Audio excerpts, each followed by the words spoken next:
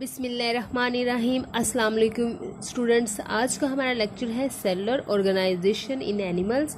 Last lecture में हमने plants के अंदर ऑर्गेनाइजेशन की बात की थी, तो आज इंशाल्लाह हम डिटेल में एनिमल्स की ऑर्गेनाइजेशन को डिस्कस करेंगे। स्टूडेंट, जैसा कि हम जानते हैं कि प्लांट्स की तरह एनिमल्स भी ऑर्गेनिज्म है, और ऑर्गेनिज्म की फॉर्मेशन कैसे होगी जब उसके अंदर डिफरेंट ऑर्गन सिस्टम अपना अपना फंक्शन प्रॉपरली परफॉर्म करेंगे। वो फंक्शन डाइजेशन भी हो सकता है, वो फंक्शन सर्कुलेशन भी हो सकता है, एक्सक्रीशन भी हो सकता है। तो ये ऑर्गन सिस्टम जो है ये अपना अपना फंक्शन प्रॉपरली परफॉर्म करेंगे, लेकिन उन्हें अपना फंक्शन प्रॉपरली परफॉर्म करने के लिए ऑर्गन्स की हेल्प की ज़रूरत होगी।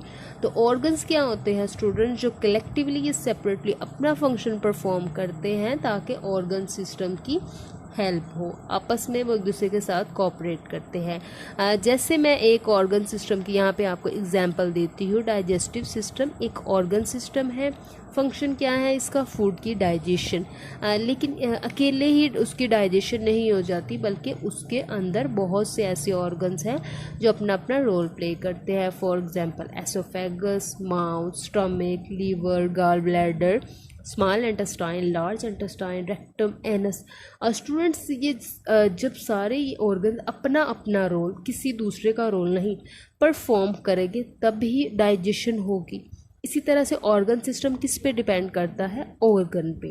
अब ऑर्गन की अगर हम बात करें, स्टमक अपना रोल तब प्ले करेगा जब उसके अंदर मौजूद टिश्यूज़ अपना रोल जो उनको दिया गया है वो प्रॉपरली परफॉर्म करेंगे। इस तरह से ऑर्गन जो है वो किस पे डिपेंड करेगा? टिश्यू पे।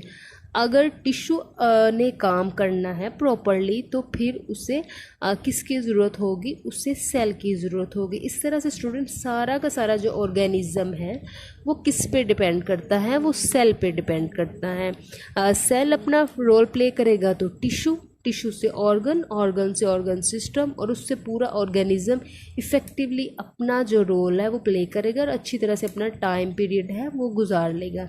लेकिन अगर एक सेल में भी छोटा सा इफ़ेक्ट हो जाए तो टिश्यू भी इफ़ेक्ट होगा, ऑर्गन भी होगा, ऑर्गन सिस्टम भी होगा, ऑर्गेनिज्म भी होगा। इसी तरह से मैं आपको एग्जांपल देती हूँ सर्कुलेटरी सिस्टम की। ह्यूमंस का एक सिस्टम है सर्कुलेटरी सिस्टम, और उस सिस्टम के अंदर एक ऑर्गन है बहुत इंपॉर्टेंट, हार्ट। वो अपना रोल प्ले करता है। कैसे करता है?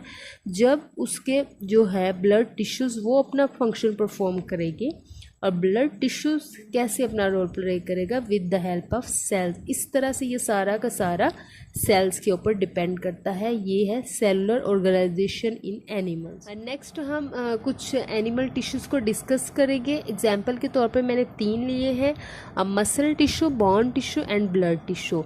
तो सबसे पहले हम बात करते हैं मसल टिश्यू की। मसल टिश्यू की स्टूडेंट डायग्राम जो है वो मैंने ड्रा कर दी है।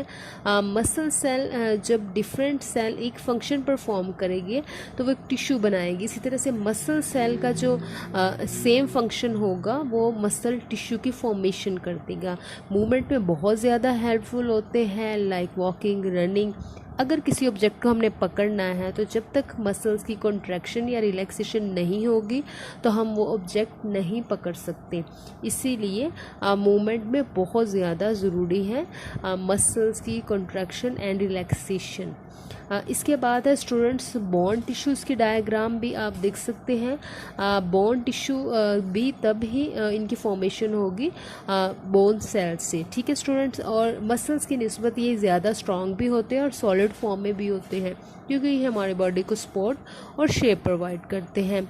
इमेजिन करें अगर बॉडी के अंदर सिर्फ जो है वो मसल हो या फिर स्किन हो, बोन्स बिल्कुल भी ना हो, तो फिर अगर कोई भी इंसान है वो खड़ा है तो वो बैठ नहीं सकता, अगर कोई लेटा है तो वो खड़ा नहीं हो सकता। इमेजिन कर लेना। इसी तरह से बोन टिश्यू भी बहुत ज़्यादा इंपॉर्टेंट है, शेप प्रोवाइड करेंगे। डिफरेंट जो बॉडी पार्ट है में डिफरेंट बोन्स होती है जो उस बॉडी पार्ट को शेप प्रोवाइड करती है, और ओवरऑल सारी बॉडी की ये सपोर्ट होती है। उसके बाद स्टूडेंट्स हम बात करेंगे ब्लड टिश्यूज़ की। ब्लड टिश्यू की भी डायग्राम आप देख सकते हैं, red blood cell, white blood cells and so on. ये भी ब्लड सेल्स के मिलने से ही बनेगी, और सबसे इंपॉर्टेंट जो है टिश्यू वो ब्लड टिश्यू है, क्योंकि ये मटेरियल्स की ट्रांसपोर्टेशन करता है पूरी बॉडी के अंदर। जैसे डाइजेस्टेड फूड होगी या फिर ब्लड हो गया या फिर ऑक्सीजन होगी। स्टूडेंट्स, अगर हम बात करें डाइजेशन की, तो डाइजेशन में फाइनल जो डाइजेशन होती है उसका ये मतलब होता है कि फूड का हर एक पार्टिकल जो है, डाइजेस्टेड फूड का हर एक पार्टिकल वो बॉडी के हर एक सेल को मिल गया है। तो वो कैसे मिलेगा? जब हम सांस लेते हैं तो ऑक्सीजन जो है वो लंग्स के अंदर एल्वेओलाई के थ्रू जब वो ब्लड का हिस्सा बन जाएगी, तभी वो जो है ऑक्सीजन की रिक्वायरमेंट पूरी होगी। तो वो कौन करता है? ब्लड करता है, ब्लड मटेरियल्स की ट्रांसपोर्टेशन करता है। नेक्स्ट स्टूडेंट्स, हम डिफरेंट ऑर्गन्स की बात करेंगे एनिमल्स के। सबसे पहले जो मैंने लिया है वो लंग्स है। रेस्पिरेटरी सिस्टम में बहुत ज़्यादा इंपॉर्टेंट ऑर्गन है ये। इसका क्या फंक्शन होता है? जब जो ऑक्सीजन गैस है वो नाक के ज़रिए सबसे पहले लंग्स में जाएगी और लंग्स के थ्रू ही वो बॉडी की जो ऑक्सीजन की रिक्वायरमेंट्स है वो फुलफिल होगी। लंग्स में एल्वेओलाई एक जो है वो मटेरियल होता है, उसके थ्रू ही वो ब्लड के अंदर जाएगी और पूरी बॉडी के हर एक सेल में पहुंच जाएगी। इसके बाद स्टूडेंट्स है हार्ट सबसे जो इम्पोर्टेंट एनिमल ऑर्गन है वो हार्ट है। ये ब्लड की पंपिंग करता है पूरी बॉडी के अंदर, पूरी बॉडी को ब्लड प्रोवाइड करता है। वो जो ब्लड है अपने अंदर डिफरेंट मटेरियल्स की ट्रांसपोर्टेशन करता है। उसके बाद स्टूडेंट्स है लीवर भी बहुत इंपॉर्टेंट है। डाइजेस्टिव सिस्टम का एक बहुत इंपॉर्टेंट ऑर्गन है लीवर। डाइजेशन के अलावा स्टूडेंट इसके और भी बहुत इंपॉर्टेंट फंक्शन होते हैं, जैसे ब्लड की फॉर्मेशन में इसका भी बहुत इंपॉर्टेंट रोल होता है। हार्ट ब्लड की पंपिंग करता है और लीवर ब्लड की फॉर्मेशन करता है। नेक्स्ट स्टूडेंट्स, अब हम बात करेंगे डिफरेंट ऑर्गन सिस्टम की, जिनके अंदर ये डिफरेंट ऑर्गन्स अपना अपना फंक्शन परफॉर्म करते हैं। नेक्स्ट स्टूडेंट्स, हम कुछ एनिमल ऑर्गन सिस्टम की बात करेंगे। एग्जांपल के तौर पे मैंने फर्स्ट वन लिया है डाइजेस्टिव सिस्टम। डाइजेस्टिव सिस्टम बहुत ज़्यादा इंपॉर्टेंट है, इसमें फूड की फाइनल डाइजेशन होती है। कौन से इसके अंदर ऑर्गन्स हैं जो कलेक्टिवली अपना काम करते हैं, एक दूसरे के साथ कोऑपरेट करते हैं, तो फूड की डाइजेशन हो जाती है। Mouth, food pipe, liver, stomach, large intestine, small intestine. Final digestion का स्टूडेंट्स ये मतलब है फूड के जो पार्टिकल्स हैं वो ब्लड के अंदर जब चले जाते हैं, ब्लड में एंटर हो जाते हैं, जिसके थ्रू वो बॉडी के हर एक सेल को मिल जाते हैं। नेक्स्ट हम बात करेंगे रेस्पिरेटरी सिस्टम की। ये भी बहुत इंपॉर्टेंट ऑर्गन सिस्टम है। इसमें रेस्पिरेशन का प्रोसेस होता है, सांस लेने का। कौन कौन सी ऑर्गन्स हैं जो आपस में कंट्रीब्यूट कर अपना अपना फंक्शन परफॉर्म करते हैं, जिससे रेस्पिरेशन का सारा प्रोसेस होता है? Nose, mouth, wind pipe and lungs.